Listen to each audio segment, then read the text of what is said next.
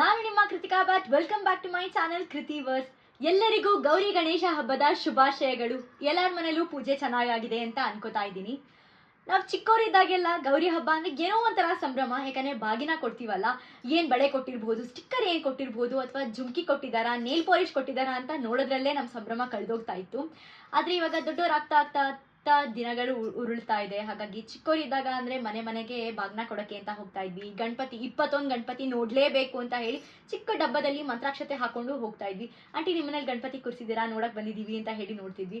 ಆ ದಿನಗಳೆಲ್ಲ ಇವಾಗ ಅಷ್ಟೊಂದು ಮಟ್ಟಿಗಿಲ್ಲ. ಈಗೆಲ್ಲ ವಾಟ್ಸಪ್ ಮೆಸೇಜ್ ಅಲ್ಲಿ ಹ್ಯಾಪಿ ಗಣೇಶ ಚತುರ್ಥಿ ಅಂತ ಕಳ್ಸೋದಕ್ಕೆ ಬಂದಿದ್ದೀವಿ.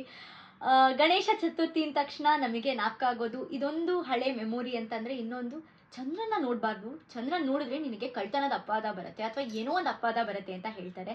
ಯಾಕೆ ಇದನ್ನ ಚಿಕ್ಕ ವಯಸ್ಸಿಂದನೂ ಕೇಳಿದೀವಿ. ಯಾಕೆ ಅಂತ ನಾವು ಪ್ರಶ್ನೆ ಮಾಡಿದಾಗ ನನಗೆ ಗೊತ್ತಾಗಿದ್ದು, ಚಂದ್ರ ಒಂದಿನ ತನ್ನ ವಾಹನವಾದ ಇಲಿ ಮೇಲೆ ಕೂತ್ಕೊಂಡು ಹೋಗ್ತಾ ಇರ್ತಾನೆ. ಅವನಿಗೆ ಡೊಳ್ಳು ಹೊಟ್ಟೆ ಇರುತ್ತೆ. ಹಾಗಾಗಿ ಬ್ಯಾಲೆನ್ಸ್ ಮಾಡೋಕ್ಕಾಗ್ದೇನೆ ಬಿದ್ದು ಹೋಗ್ತಾನೆ. ಅದನ್ನ ಚಂದ್ರ ನೋಡ್ತಾ ಇರ್ತಾನೆ. ಚಂದ್ರ ನೋಡಿ ಗಣೇಶನ ಪರಿಸ್ಥಿತಿ ನೋಡಿ ನಕ್ಕು ಬಿಡ್ತಾನೆ. ಅದನ್ನ ಗಣೇಶ ನೋಡಿ ತುಂಬಾ ಕೋಪ ಬಂದು ಅವನಿಗೆ ಒಂದು ಶಾಪ ಕೊಡ್ತಾನೆ. ಏನು, ನಿನ್ನ ತೇಜಸ್ಸು ಕಡಿಮೆ ಆಗಲಿ ಅಂತ ಹೇಳಿ. ಆಮೇಲೆ ಸ್ವಲ್ಪ ಕೋಪ ತಣ್ಣಗಾದ್ಮೇಲೆ ಅನ್ಸುತ್ತೆ, ನಾನು ಅಷ್ಟೊಂದು ದೊಡ್ಡ ಶಾಪ ಕೊಡಬಾರ್ದಿತ್ತು ಅಂತ. ಅದನ್ನ ಒಂದು ಚೂರ್ ಮಾಡಿಫಿಕೇಶನ್ ಅಂತ ಮಾಡ್ತಾನೆ. ಏನ್ ಮಾಡ್ತಾನೆ ಅಂತ ಹೇಳಿದ್ರೆ, ಒಂದೇ ಸತಿಗೆ ನೀನ್ ತೇಜಸ್ ಕಡಿಮೆ ಆಗೋ ಬದಲು ದಿನೇ ಕಳಿತಾ ಕಡಿಮೆ ಆಗ್ತಾ ಇರಲಿ. ಹಾಗೆ ಒಂದು ದಿನ ಪೂರ್ತಿ ಮಾಯ ಆಗ್ಬಿಡ್ಬೇಕು ಅಂತ. ಅದೇ ನಾವು ಅಮಾವಾಸ್ಯೆ ದಿನ ಅಂತ ಕರೆಯೋದು. ಅವತ್ತು ನಮಗೆ ಚಂದ್ರ ಕಣ್ಣಿಗೆ ಕಾಣೋದಿಲ್ಲ. ಆದ್ರೆ ಇದನ್ನ ಕೇಳಿ ಚಂದ್ರನಿಗೆ ಬೇಜಾರಾಗತ್ತೆ. ಹಾಗೇನೆ ಇದ್ರ ಜೊತೆಗೆ ಗಣೇಶ ಚತುರ್ಥಿ ದಿನ ಯಾರು ನಿನ್ನನ್ನ ಅಂದ್ರೆ ಚಂದ್ರನ ನೋಡ್ತಾರೋ ಅವರಿಗೆ ಏನಾದ್ರೂ ಒಂದು ಅಪವಾದ ಬರಬೇಕು ಅಂತ ಹೇಳ್ತಾರೆ. ಚಂದ್ರನಿಗೆ ಕೇಳಿ ಇದು ಬೇಜಾರಾಗತ್ತೆ. ಇದಕ್ಕೆ ಪರಿಹಾರ ಏನು ಅಂತ ಕೇಳಿದಾಗ ಶಮಂತಕ ಮಣಿ ಕಥೆನ ಕೇಳಬೇಕು ಅಂತ ಹೇಳ್ತಾರೆ. ಇಲ್ಲ ಅಂದ್ರೆ ಇನ್ನೊಂದು ಶ್ಲೋಕ ಇದೆಯಂತೆ.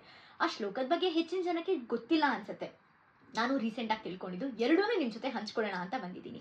ಶಮಂತಕ ಮಣಿ ಕಥೆ ಏನಪ್ಪಾ ಅಂತ ಹೇಳಿದ್ರೆ, ಸತ್ರಜಿತ್ ಅನ್ನೋ ಒಬ್ಬ ರಾಜ ಸೂರ್ಯನ ತುಂಬಾ ದೊಡ್ಡ ಭಕ್ತ. ಸೂರ್ಯನಿಗೆ ಬೇಡಿಕೆ ಇಡ್ತಾನೆ, ಅಂದ್ರೆ ಪೂಜೆ ಮಾಡ್ತಾ ಇರ್ತಾನೆ. ಅವಾಗ ಸೂರ್ಯ ಪ್ರತ್ಯಕ್ಷ ಆದಾಗ ಅವನಿಗೆ ಒಂದು ಮಣಿನ ಕೊಡ್ತಾನಂತೆ. ಆ ಮಣಿ ಹೇಗೆ ಅಂದ್ರೆ, ಅದು ಇದ್ರೆ ಎಲ್ಲ ಲೋಕ ಕಲ್ಯಾಣಕ್ಕೋಸ್ಕರ ಅನ್ನೋ ತರ ಎಲ್ಲದನ್ನು ಅಭಿವೃದ್ಧಿ ಆಗತ್ತೆ ಅಂತ. ಅದೇ ಶಮಂತಕ ಮಣಿ. ಅದನ್ನ ರಾಜ ಇಟ್ಕೊಂಡಿರ್ತಾನೆ. ಹಂಗೆ ಒಂದಿನ ದ್ವಾರಕಕ್ಕೆ ಅಂತ ಹೋದಾಗ ಕೃಷ್ಣನ ಭೇಟಿ ಆದಾಗ ಕೃಷ್ಣ ಹೇಳ್ತಾನೆ, ಇದು ಯಾದವ ಮುಖ್ಯಸ್ಥ ಉಗ್ರಸೇನನ ಹತ್ರ ಇರ್ಬೇಕು ಅಂತ. ಆದರೆ ರಾಜನಿಗೆ ಇಷ್ಟ ಆಗಲ್ಲ. ಹೀಗೆ ಇದ್ದಾಗ ಒಂದು ದಿನ ರಾಜನ ಸಹೋದರ ಈ ಶಮಂತಕ ಮಣಿನ ಹಾಕೊಂಡು ಕಾಡಲ್ಲಿ ನಡ್ಕೊಂಡು ಹೋಗ್ತಾ ಇರ್ತಾನಂತೆ. ಆಗ ಅಲ್ಲಿ ಸಿಂಹ ಅವನ್ನ ಅಟ್ಯಾಕ್ ಮಾಡಿ ಕೊಲ್ಲುತ್ತೆ. ಅಂಡ್ ಸಿಂಹ ಆ ಮಣಿನ ಎತ್ಕೊಳ್ಳುತ್ತೆ. ಅದೇ ಟೈಮಿಗೆ ಕರಡಿಗಳ ರಾಜ ಜಾಂಬವಂತ ಬಂದು ಸಿಂಹದ ಜೊತೆ ಹೋರಾಡಿ ಏನೋ ಮಾಡಿ ಆ ಶಮಂತಕ ಮಣಿನ ಎತ್ಕೊಂಡು ಅವನ್ ತಗೊಂಡು ಹೋಗಿ ಅವನ್ ಇಟ್ಕೊಂಡಿರ್ತಾನೆ.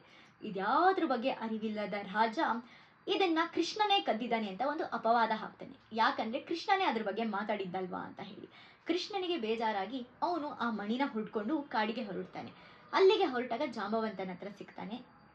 28 ದಿನಗಳ ಕಾಲ ಅಂತ ಇತ್ತು ಒಂದ್ ಕಡೆಗೆ. 28 ದಿನಗಳ ಕಾಲ ಅವನು ಹೋರಾಡಿ ಆ ಮಣಿನ ವಾಪಸ್ ತಗೊಂಡು ಬರ್ತಾನೆ. ವಾಪಸ್ ತಗೊಂಡ್ ಬರ್ಬೇಕಾದ್ರೆ ಜಾಂಬವಂತನಿಗೆ ಕೃಷ್ಣ ಯಾರು ಅಂತ, ನಿಜ ಸ್ವರೂಪ ಏನು ಅಂತ ಗೊತ್ತಾಗತ್ತೆ. ತಗೊಂಬಂದು ರಾಜನ ಕೈಲಿ ಕೊಟ್ಟಾಗ ರಾಜನಿಗೆ ಒಂಥರ ಅಸಹ್ಯ ಆದಂಗೆ ಆಗತ್ತೆ. ಅವನಿಗೆ ನಾಚಿಕೆ ಆಗತ್ತೆ. ಯಾಕಂದ್ರೆ ಏನು ಗೊತ್ತಿಲ್ಲನೆ ನಾನು ಕೃಷ್ಣನ್ಗೆ ನಾನು ಒಂಥರ ದೂಷಿಸ್ಬಿಟ್ನಲ್ಲ ಅಂತ. ಆಗ ಅವನು ಅದಕ್ಕೆ ಒಂಥರ ಪರಿಹಾರವಾಗಿ ಅಂತ ಹೇಳ್ಬಿಟ್ಟು ಮಣಿನ ಕೂಡ ಕೊಡ್ತೀನಿ, ಹಾಗೆ ನನ್ನ ಮಗಳು ಸತ್ಯಭಾಮನ್ನ ನಿನಗೆ ಕೊಟ್ಟು ಮದುವೆ ಮಾಡ್ತೀನಿ ಅಂತ ಹೇಳ್ತಾನೆ. ಕೃಷ್ಣ, ನನಗೆ ಮಣಿ ಬೇಡ, ಮಣಿ ನಿಮ್ಮ ಹತ್ರ ಇದ್ರೇನೆ ಎಲ್ಲರಿಗೂ ಒಳ್ಳೇದಾಗುತ್ತೆ ಅಂತ ಹೇಳಿ ಬರೀ ಸತ್ಯಭಾಮನ್ನ ಮದುವೆ ಆಗೋದಕ್ಕೆ ಅಂತ ಒಪ್ಕೋತಾನೆ. ಇದು ಶಮಂತಕ ಮಣಿ ಕತೆ. ಇದನ್ನ ಕೇಳಿದ್ರೆ ಯಾರು ಚಂದ್ರನ ನೋಡಿರ್ತಾರೋ ಅಪ್ಪಿ ತಪ್ಪಿ ನಮ್ಗೆ ಏನೇ ನೋಡಬಾರ್ದು ಅಂತ ಹೇಳಿದ್ರು, ಚಂದ್ರ ಚೆನ್ನಾಗಿ ಕಾಣಿಸ್ತಾ ಇದ್ದಾನ. ಆಕ್ಚುಲಿ ಚಂದ್ರ ಚೆನ್ನಾಗಿ ಕಾಣಿಸ್ತಾ ಇರ್ತಾನೆ. ಅವತ್ತು ನೋಡ್ಬೇಕು ಅಂತ ಹೇಳಿ ನೋಡ್ಬಿಡ್ತೀವಿ ಕುತೂಹಲದಲ್ಲಿ, ಕೆಲವು ಸತಿ ಮರ್ತು ನೋಡ್ಬಿಡ್ತೀವಿ. ಆಗ ಈ ಕಥೆನ ಕೇಳ್ಬೋದು. ಇಲ್ಲ ಅಂತಂದ್ರೆ ಈ ಕತೆ ಕೇಳೋದಕ್ಕೆ ಆಗಲ್ಲ ಅಂತಂದ್ರೆ ಒಂದು ಶ್ಲೋಕ ಇದೆ. ಆ ಶ್ಲೋಕನ ಬೇಕಾದ್ರೂ ಹೇಳ್ಕೋಬಹುದು. ಆ ಶ್ಲೋಕ ಏನು ಅಂತ ಹೇಳಿದ್ರೆ, ಸಿಂಹ ಪ್ರಸೇನ ಮವದಿತ್ ಸಿಂಹೋ ಜಾಂಬವತಃ ಹತಃ ಸುಕುಮಾರಕಃ ಮರೋದಿತ್ಸ್ವ ಹೇಷ ಶಮಂತಕಃ. ಈ ಶ್ಲೋಕ ಆದ್ರೂ ಹೇಳ್ಕೋಬಹುದು ಅಂತ ನಾನು ಇತ್ತೀಚೆಗೆ ಕೇಳಿದ್ದು. ಎಲ್ಲದಕ್ಕೂ ಒಂದು ಪರಿಹಾರ ಇದ್ದೇ ಇರುತ್ತೆ ಅಲ್ವಾ. ತಪ್ಪು ಮಾಡಿದ್ವಿ ಅಂತ ನಾವು ಯೋಚನೆ ಮಾಡ್ತಾ ಕೂರೋದು ಬೇಡ. ಪರಿಹಾರ ಏನಿದೆ ಅಂತ ತಿಳ್ಕೊಂಡ್ರೆ ಸಾಕು ಅಂತ ಅನ್ಸುತ್ತೆ. ಇದು ನನಗೆ ವಿಷಯ ಗೊತ್ತಾಗ್ತಿದ್ದಂಗೆ ನಿಮ್ಮ ಜೊತೆಗೆ ಹಂಚ್ಕೊಳ್ಳೋಣ ಅನ್ನಿಸ್ತು. ಅದಕ್ಕೋಸ್ಕರ ಈ ವಿಡಿಯೋ ಮಾಡ್ತಾ ಇದ್ದೀನಿ. ನಿಮಗಿದು ಉಪಯೋಗ ಬಂದಿದೆ ಅಂತ ಅನ್ಕೋತೀನಿ. ದಯವಿಟ್ಟು ಯಾರಾದರೂ ಚಂದ್ರನ ನೋಡಿದ್ರೆ ಕತೆ ಕೇಳೋದಕ್ಕಾಗಿಲ್ಲ ಅಂದರೆ ಈ ಶ್ಲೋಕ ಆದರೂ ಹೇಳ್ಕೊಳ್ಳಿ ಅಂತ ಹೇಳ್ತಾ ಈ ವಿಡಿಯೋನ ನಾನು ಇಲ್ಲಿಗೆ ಮುಗಿಸ್ತಾ ಇದ್ದೀನಿ. ಮತ್ತೆ ಇನ್ನೊಂದು ವಿಡಿಯೋದಲ್ಲಿ ಸಿಗ್ತೀನಿ. Until then, bye bye, take care.